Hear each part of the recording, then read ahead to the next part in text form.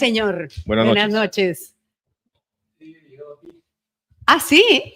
Porque hay mucho tráfico. Bueno, es que... No, pero usted no vive por acá. Usted vive... No, vivo lejos, pero he llegado a pie desde la avenida Benavides, digamos. Desde Benavides he venido a pie porque me di cuenta que no podía llegar, era imposible. Bueno, Lima, potencia mundial.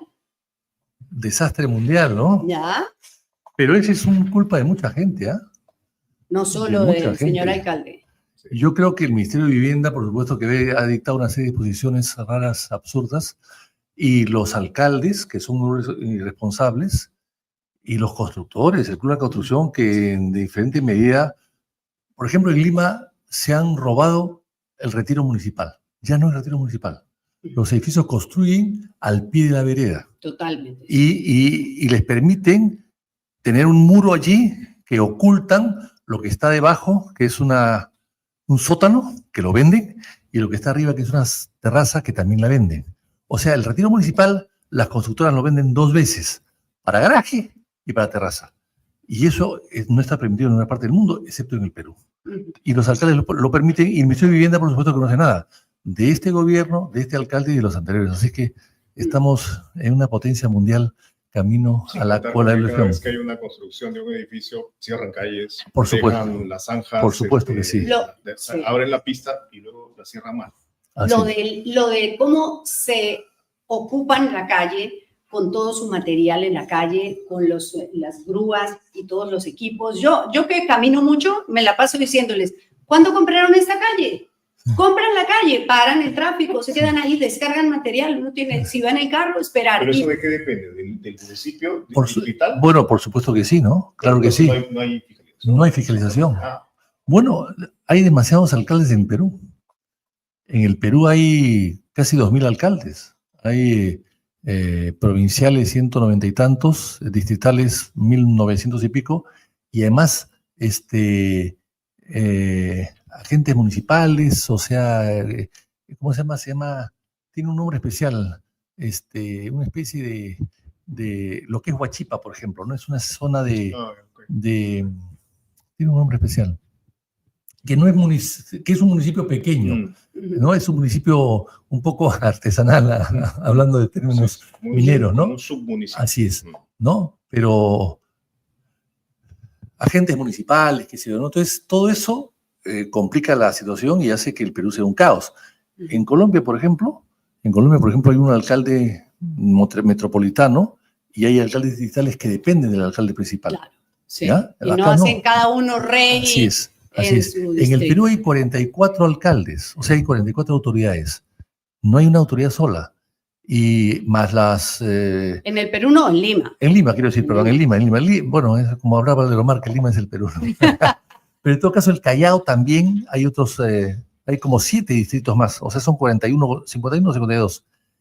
Pero si sumamos todos los presupuestos de las municipalidades, Lima es la ciudad que más dinero tiene.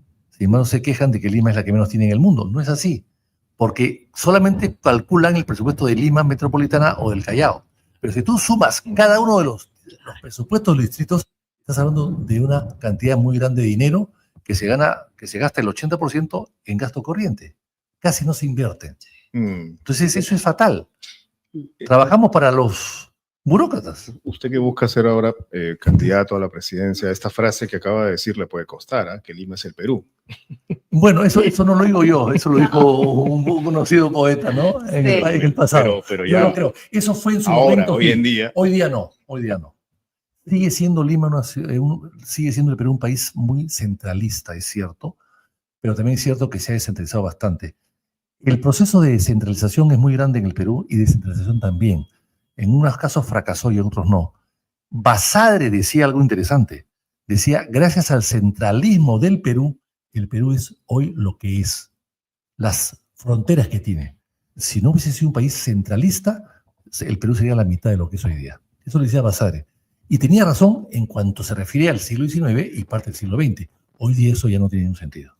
Porque la verdad es que cada vez vemos más una fractura emocional, si se quiere, de zonas como Puno, como Madre de Dios, como Tumbes incluso, que se sienten que no, Ayacucho, que no sienten que tienen una relación con Lima, que Lima los odia, que Lima no los apoya, que además no les importa lo que pasa en Lima porque les toca resolver su vida como puedan, como Cajamarca hoy, que está con un bloqueo en la carretera de la UDT. Claro, pero lo que pasa también es cierto, es que no se entiende que la descentralización ha servido un poco para distribuir el dinero. Hay gente que sigue creyendo en provincias, yo vengo mucho de provincias, cree que el gobierno central es todo y lo puede hacer todo. Y lamentablemente últimamente ya no lo está haciendo. O sea, hay un cierto fracaso en la administración de las regiones con el presupuesto que tienen. Yo vengo de Moquegua, por ejemplo, y al cuarto mes del año estamos en Moquegua, el departamento de Moquegua, en unas provincias, están gastando solamente el 5% del presupuesto. Bueno, o sea, no van a llegar ni a la mitad. Tienen mucho dinero, Moquegua tiene un canon estupendo, es un país, es un departamento pequeño con poca población y por lo tanto el ingreso per cápita es muy grande. Sin embargo, no se nota en la población. ¿Por qué quiere usted ser presidente de la República y emular los pasos de su tío Fernando Belaúnde? ¿Por qué? Ahí tenemos, perdón, ya que has mencionado al líder histórico, al expresidente Belaúnde. A ver, Ricardo, revivamos nuestra historia. Se llamaba un programa en Colombia. A ver, pongamos esa fotico que tenemos ahí. ¿Lo reconocen? ¿Se reconoce? Bueno, pues es una época pretérita, ¿no? ¿Que cómo hemos cambiado? ¿Cómo hemos cambiado? Ese es cuando Belaúnde era presidente. Esa foto puede ser el año 84, 83, 84, ¿no? En el Palacio Presidencial, en el Palacio de Gobierno, en el despacho presidencial. ¿Usted era diputado ahí o era el secretario? No. Yo en esa época era secretario del Consejo de Ministros y secretario de la Presidencia. No. Yo fui diputado después, el año 85 recién. ¿Por qué quiere ser presidente usted? No es que yo quiera ser necesariamente, me están proponiendo en el partido, me están lanzando, cree que yo soy una buena opción. Yo fui candidato a la presidencia el año 2000 contra la RR de Fujimori, y fuimos varios los candidatos en esa época. Del APRA era Abel Salinas, era Andrade, que tenía su propio partido, Castañeda, Atacuzzi, Máximo Serrano y Toledo, que fue el que finalmente sacó mayor provecho de todos, ¿no? Y Fico Salas, que tenía, creo que era Renovación o algo así, ¿no? Algo así, creo que era Renovación. Esos fuimos los candidatos que participamos en todo momento hasta el final. Y luego de la primera vuelta nos unimos a Toledo para seguir, en fin, participando en la campaña, pero claro, ya eso terminó, ¿no? Pero ¿y ahora por qué en este país tan caótico? Bueno, es algo que pienso constantemente.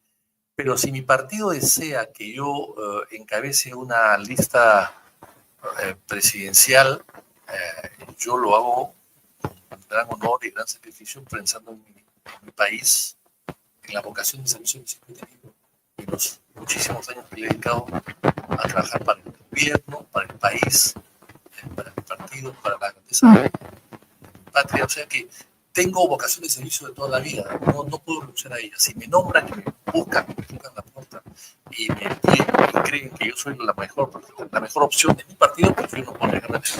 ¿Qué edad tiene ahora? 75. Sí. No es una edad pequeña. No, pues. Insignificante. No, pues. Claro. Y eso de la campaña es fuerte. Pero hay otros precandidatos. Claro, ¿no? claro. Mencionemos. Alfredo Barnechea. Alfredo Barnechea, sí, que lo he visto en la televisión. Sí, que está ahí. Sí. Manuel Merino. Manuel Merino, que también está exhortando a Margarita, ¿no? Pero que puede ser, porque no, claro que sí. Ya. Edwin Martínez. Sí, también él puede ser. Sí, ya. Ahí veo que está muy entusiasmado por el tema. Ya, no, o sea, es que tenemos que ir desgranando esto. A ver, Manuel Merino. Vamos a hacer una pausita porque hay una cosita del audio que hay que arreglar. Ah, no vi. Vamos, sí. Ya, bueno, perdón. Doctor. Y vamos a entrar pequeñita en los candidatos, vamos. Sí. Vamos con Premium, por favor.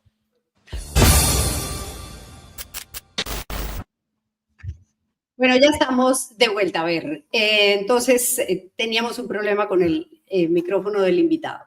Es que Acción Popular ha sido un partido muy importante, un partido enclavado en la historia del Perú, pero en los últimos años hemos tenido el episodio borrable de la historia, que es Manuel Merino, y el episodio de los niños, en donde hay un protagonista muy importante que es Edwin Martínez, y los vemos a ellos dos de precandidatos. A ver, el uno es borrable, el otro no. Son dos cosas diferentes.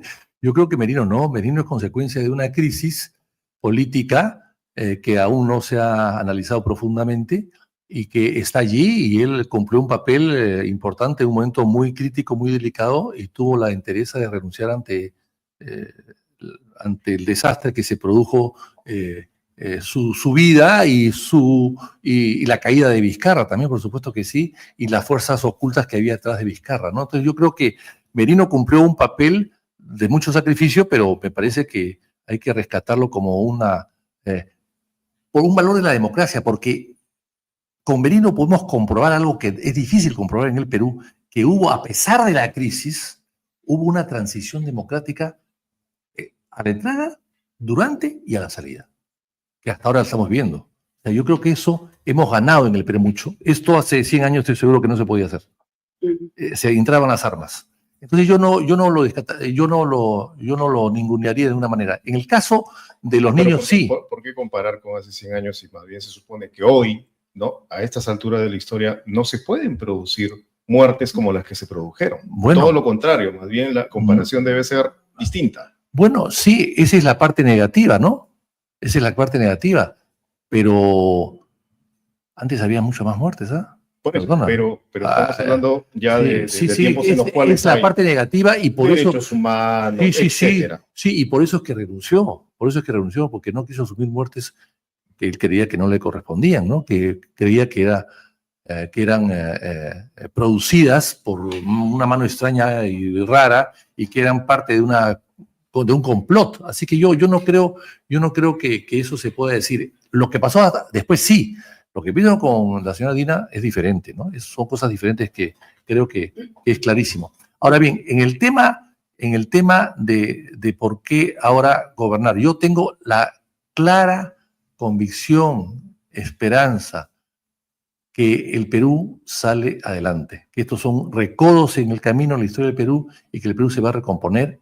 Y la democracia, a pesar de su debilidad, es una democracia que tiene sus buenos resortes, y que mal o bien está allí presente, y las reglas más o menos se están cumpliendo, y vendrán unas elecciones que yo hubiese preferido que ya hubiesen sucedido, pero en fin, se han demorado, no por culpa nuestra, sino por el empeño de la señora Dina de quedarse, pero que serán elecciones democráticas, estoy seguro que serán, habrá algunos defectos, por supuesto, pero creo que van a ser democráticas, y se va a elegir un gobierno que gobernará los próximos 5 años en mayor paz y en armonía que el día de hoy. No me contestó, nos atravesamos en la respuesta, pero Edwin Martínez, porque la gente está yo no creo que terminó muy indignada con ese episodio de que la trompa del buque de la cooperación del Congreso con Pedro Castillo a cambio de deslechar al gobierno fuera Acción Popular. Bueno, los niños han sido un desastre en el partido, pero por su consuelo, ¿no? Hay consuelo de tontos, dicen algunos, ¿no? Pero en todo caso, los niños no son exclusividad de Acción Popular, sino es un grupo de niños que están en el Congreso y que lamentablemente han afectado a Acción Popular, y Acción Popular no tuvo la entereza y la dedicación, y no tenía autoridad en ese momento para poder hacer un filtro adecuado para evitar que gente como Darwin Espinosa, que a mí me era el jefe de todos ellos, pueda llegar al Parlamento y pueda vender la curul, ¿no? Textualmente vender la curul. Eso no se puede aceptar. Ahora, como estamos viendo hoy día con las firmas falsificadas, cualquier cosa puede pasar, porque parece que las cosas no se han arreglado. O sea, Medellus sigue presente, el espíritu de Medellus está presente hasta el día de hoy. Entonces, yo no creo que eso haya cambiado mucho. Y me preocupa a mí sí, porque los que deben haber cambiado no son los que hacen trampa y están acostumbrados a la trampa, sino los que han debido empezar a cambiar primero con los recursos del Estado es la RENIEC, es la OMPE o es el jurado. Ahora, usted que viene que pertenece a generaciones políticas en donde todavía había un respeto, Sí. por lo menos por la cultura, ¿no? Sí, claro. Por la cultura. Va a tener que debatir con Darwin Martínez, ¿no? Siguiendo el hilo de Edwin Martínez. Bueno, ¿no? pero en el partido no hay ningún problema para eso. En el partido no hay problema. No. Yo espero que al final haya dos candidatos. Es importantísimo el debate interno, que no se da en los partidos. Sí. Acción Popular, ustedes se han dado cuenta, no sé si han podido percibir, que de los pocos partidos que no tienen ni unas firmas falsificadas, ni afiliados improvisados o fantasmas, es Acción Popular.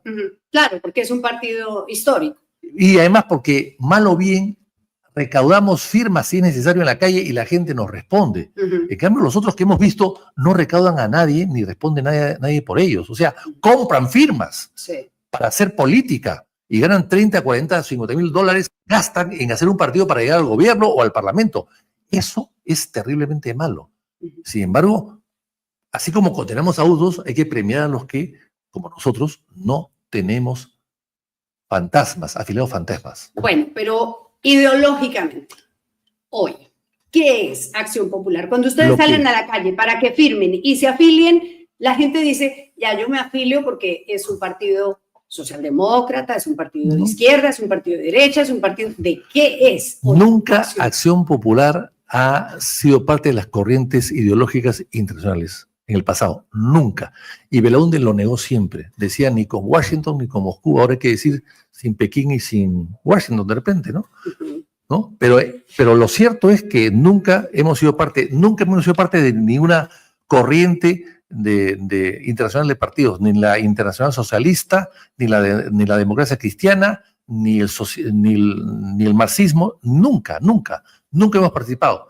Y una vez que yo participé en la UCD, recuerdo el año 78, fui criticado por eso, porque la Acción Popular no era parte de ninguna internacional política, ¿no? Y por lo tanto Acción Popular no participaba. Siempre Belaúnde dijo eso, Belaúnde dijo que estamos en el centro, que íbamos hacia adelante, estamos equidistantes de la derecha y de la izquierda, íbamos adelante. Era un partido, que recogía el pensamiento, la tradición y la cultura de la cultura peruana, de las huacas del Perú. Era un país que había huaqueado su ideología y que, por lo tanto, el Perú era nuestra propia doctrina, era nuestra propia ideas fuerza recogidas de ese legado histórico que tenía el Perú, una civilización ancestral como la puede ser la civilización china y una de las tantas civilizaciones ancestrales que hay en el mundo, de las pocas que hay, según Tombey. Entonces, yo creo que eso es Acción Popular. Somos un partido que creemos que el Estado no puede ser un espectador, que creemos que el Estado no puede ser un jugador, que creemos que el Estado tiene que ser un árbitro. Pero hoy en día son percibidos como de derecha conservadora, ¿no? O sea, lo que usted dice fue parte de un pasado, del inicio de Acción Popular. ¿Pero por qué derecha conservadora? Pues por lo que ha pasado en el Congreso, o sea, pertenezca o no pertenezca, Mari Carmen Alba, por ejemplo, el propio... Bueno, hay una ala del partido. A todo lo que se mueve le dice caviar, por ejemplo. O sea, bueno, pero me parece absurdo, ¿no? Pero es que no conocen el partido, son gente que ha llegado, no Mari Carmen, que tiene una tradición de acción populista de mucho tiempo atrás, ¿no? Pero en el caso de Martínez y otros, han llegado hace muy poco a Arriola. Arriola sí que tiene el partido un año antes. Arriola fue cabeza de lista de Acción Popular. Por tener amigos adentro, por tener un amiguete adentro que lo puso ahí. Pero Arriola, y porque le dieron votación muy importante en Ate, cuyo alcalde era su amigo. O sea, con los votos de Ate pudo sacar la mayor votación en Lima metropolitana. Sacó 3.000 votos en Ate y ya, si tú sacas 100 en cada distrito, nunca llegas a las 3.000. Ese fue lo que pasó. Pero ese señor llegó al partido un año antes. Entonces, nosotros nunca lo hemos considerado populista. Y estoy seguro que no han leído ni siquiera la obra de Belaúnde. Ni conocido, ni leído. Ni leído la obra, ni conocido su gobierno, las obras de su gobierno. Entonces yo creo que Acción Popular es eso, es un partido que está alejado de las tendencias. Tausen decía que era un partido, era una federación de independientes, lo decía Tausen en una época, pero un partido como en todos, hay discusiones, hay que nos llevan a la verdad, que nos conducen a la verdad, Hay discusiones, hay debates y hay tendencias también, por supuesto que sí. No todos interpretan bien lo que Belaúnde decía en su momento. Hay otras interpretaciones, pero dentro del partido hay cierta coherencia y al final las decisiones se conversan, se aprueban y se desarrollan. ¿Y Barnechea? ¿Qué es Barnechea hoy ideológicamente, no? Porque lo hemos visto diciendo que a los señores de los bancos hay que meterlos presos, que los de las clínicas también, que son unos bárbaros. No, bueno, pero Barnechea es Acción Popular y lo es hace también mucho tiempo, y ya abrazado con fraternidad y solidaridad las ideas fuerza de Belaúnde y de Acción Popular, y yo creo que las expresa de su manera. Yo creo, igual que él, por ejemplo, yo no entiendo, y eso no estoy de acuerdo con los congresistas que lo han aprobado, la derogatoria de la ley de la usura. Hoy día hemos visto en el diario Gestión que los bancos han ganado el año pasado 3.600 millones de dólares. Y había gota a gota, dicen. Y había tope. O sea, con tope han tenido la utilidad más grande de los últimos 10 años. Con tope. Y ahora les han quitado el tope. O sea, van a tener más utilidades todavía. O sea, ese tipo de cosas no las entiendo. Sí, pero también es verdad que los bancos argumentan que eso lo que hace es mandar a la gente que no tiene muchas garantías al gota a gota. Pero es que la gente, el 70% del país es informal. ¿Qué garantías puede tener? ¿Qué garantías puede tener? Ese es el problema. Bueno, cuando tú vas a un banco a pedir un crédito, te piden 300% de garantía con respecto al préstamo. Si tú pides 100, te piden 300% de garantía. O sea, es un tema de garantías. Y el peruano de a pie no tiene garantías, lamentablemente. Hay que enriquecerlo al peruano de a pie. Hay que darle posibilidades de trabajo y que pueda desarrollar. Pero no podemos aprobar. Mire, en Colombia hay ley de usura, en el Perú no. En 120 países hay ley contra la usura, en el Perú no. En Chile hay ley contra la usura. En España, Alfonso XII, el Borbón famoso, puso una ley de usura en 1904. Y acá les habían permitido al BCR que fije el BCR un tope. Lo fijó en 80%, lo subió a 109%, y ahora le han dicho, no, ya no fije nada, queda libre. O sea, ¿no es suficiente 109% cuando la inflación es 1.9? ¿No es suficiente? O sea, ¿se gana poco? No, pues, eso no se puede hacer en ninguna parte del mundo. Entonces yo creo que Acción Popular está en contra de eso, de los abusos, en defensa del contribuyente, en defensa del consumidor y evitando los abusos del Estado y sobre todo la ausencia del Estado para controlar los abusos de otros, sobre todo de las empresas oligopólicas. En el caso de la medicina, ¿cómo es posible que en el Perú la medicina sea más cara que en Chile, en Colombia, en Argentina, en México, en España? En España. ¿Por qué? Porque hay una oficina de la DIGEMIN que va a desaparecer, según parece ahora recién, por las muertes de los que han muerto. Los 7 que han muerto por el suero, van a desaparecerla. Pero esa medicina, esa oficina impedía que lleguen otras medicinas y que compitan con las actuales. Bueno, vamos a hablar. Ese es nuestro siguiente tema, porque es interesante ese debate también. Y hubo acá, en la final del gobierno aprista, un ministro que colocó una norma para subir el oxígeno medicinal de 92% de pureza, que lo exige la OMS, a 99%. Y con esos 400 fabricantes de oxígeno cerraron en el Perú, se quedaron 2. Y cuando viene la pandemia, no hay oxígeno. Claro. Y se importa oxígeno de Chile. Importar aire de Chile. Entonces, ese tipo de cosas hay que cambiarlas. Y en eso no estamos de acuerdo nadie. Y usted ha hablado mucho del Estado y yo quiero preguntarle del gobierno. Su opinión sobre este gobierno que conduce las riendas del Perú, que es tan celebrado en el exterior. La presidenta nos ha dicho que la felicita, le dicen, señora, ¿usted cómo hace para Bueno, pero Dina no es nada, ¿no? No sé quién gobierna. Yo no sé. ¿Qué es Dina para usted? Una señora de su casa, buena funcionaria, buena cajera, buena ventanillera de la RENIEC de Surquillo, que llegó a la presidencia de la República, que se encontró en la presidencia de la República de pura chiripa. Se acercó a la tinca y que no sabe qué hacer, está mal asesorada además, no se vincula bien, no consulta las cosas porque el problema no es que tú seas inteligente, sino que sepas saber a qué personas consultar y llamar como colaboradores tuyos. Y Dina, pues no hace ni uno ni lo otro. Yo creo que es un hueco en la historia del Perú que hay que pasarlo lo más pronto que se pueda. ¿Y qué le parece, por ejemplo, de ese arranque? Porque tocamos el tema marginalmente, ese arranque del gobierno con 50 muertos. Muy mal, y sobre todo que después de tanto tiempo no sepamos nada, ¿no? Muy mal, muy mal. Es una pena que no sepamos exactamente qué ha pasado. Yo entiendo que pueden haber muertos en disturbios populares, pero lo que no entiendo es que no se sepa nada después, ¿no? Y que no haya, que no haya culpables. Superó con creces a Merino, ¿no? Pero por supuesto, yo creo que Merino fue, en el caso de Merino de Inti y de Brian, fue porque es la única cámara en televisión en el centro que ese día no funcionó. Yo creo que fue algo que se le fabricaron, a mi modo de ver, ¿no? Porque hasta ahora tampoco sabemos qué cosa pasó. Usted está suponiendo. Sí, yo supongo, porque nadie sabe nada. Porque nadie sabe nada. El apagón de las cámaras también se ve como un encubrimiento a los responsables. Bueno, sí. O sí, de los autores. Responsables y autores. Porque deben ser lo mismo, supongo yo. Sí. ¿No? Entonces, autores y responsables.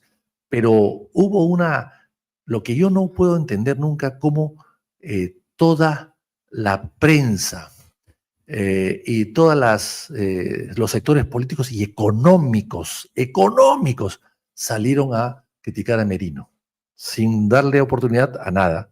Hay que recordar que una gran profesora de la Universidad Católica salió diciendo de que Merino era el padre que todo peruano necesitaba. Que el padre que todo peruano requería. Lo veía, Vizcarra, lo veía perfecto. Lo veía Vizcarra tan perfecto. A Vizcarra, perdón, me corrijo. Sí. Me corrijo. Yo no niego que Merino sea buen padre, porque tiene hijos y hijas muy simpáticas y muy bien educadas. Pero volviendo al tema de Vizcarra, esta señora, que no quiero decir su nombre, para no ofenderla, más de lo que ya está, decía que que Vizcarra era el gobernante transformado en padre que todo peruano deseaba tener. Eso me pareció, nunca lo he visto en mi vida, nunca lo he escuchado, ni siquiera en los apristas cuando hablaban de ella de la Torre. Eso me pareció espantoso. Entonces, y luego que hasta el Banco de Crédito empiecen a fomentar la hostilización a los colaboradores de Merino en ese momento, me pareció espantoso. O sea, ahí sí, la derecha y la izquierda se unieron contra Merino. Me pareció que él cayó, se le hizo una trampa del offside, a mi modo de ver, a Merino. Así que yo creo que Merino, la historia lo va a reivindicar en algún momento. Lo que pasa es que estamos todavía discutiendo cosas menudas. La derecha estaba en el gabinete, señor Merino. Toda la derecha, claro. O sea, ¿cómo? Es que ya se nos acaba el tiempo. Era una derecha insignificante. Pero ¿cómo que una derecha insignificante? Pero ¿cómo tú le haces ¿cómo tú le atacas a Merino? Antero Floreza. Pero parece que es una derecha, parecería que no pesa, porque toda la derecha lo atacaba. Hasta el Banco de Crédito lo atacaron la casa de Antero, la casa de algunos ministros, la casa de Merino, el Banco de Crédito le ponía reflectores. O sea, el poder económico del Perú lo atacó a Merino. O sea, bueno, algo estarían haciendo mal, ¿no? O sea, que terminara juntando todo el mundo en contra de él. No será como el que va en contravía en la autopista y dice, hola, todos van en el sentido contrario. En 5 años no haces nada. En 5 años no haces nada. En 5 días no haces nada, quiero decir. En 5 días no haces nada. El tema allí fue Vizcarra. No podía irse. No querían que se vaya. Querían que se quede. Bueno, tenía el 80% de aprobación. Vacaron a Vizcarra con el 80% exactamente. De aprobación. Eso quizás fue un error. Claro, eso fue un error. Han debido esperar, pero es que las circunstancias se dieron. Vizcarra, tonto, fue y se enfrentó al Congreso ese día. Papaya, sí, les dijo, bueno, por si acaso ustedes también están investigados. Así. Bueno. Los pechó. Bueno, pues, y tuvo esa reacción. Pero, ¿es serio reaccionar votando un presidente porque los pechó? Sí, pues es que la política está hecha por hombres, no por máquinas. No por mujeres. Son más inteligentes. ¿Sí? Más inteligentes son las mujeres, mucho más inteligentes. No harían esa tontería. Bueno, ahí hace falta también tener una precandidata mujer, por si acaso. Pero no la doctora Mari Carmen. No, ella ya se fue, ¿no? No, Mari Carmen se fue de la bancada, pero sigue en el partido. Pero sigue en el partido, sí. Pero ella dice, Epicentro, todo lo que dice Epicentro es mentira. ¿Ese dice? Eso dice. No lo he escuchado.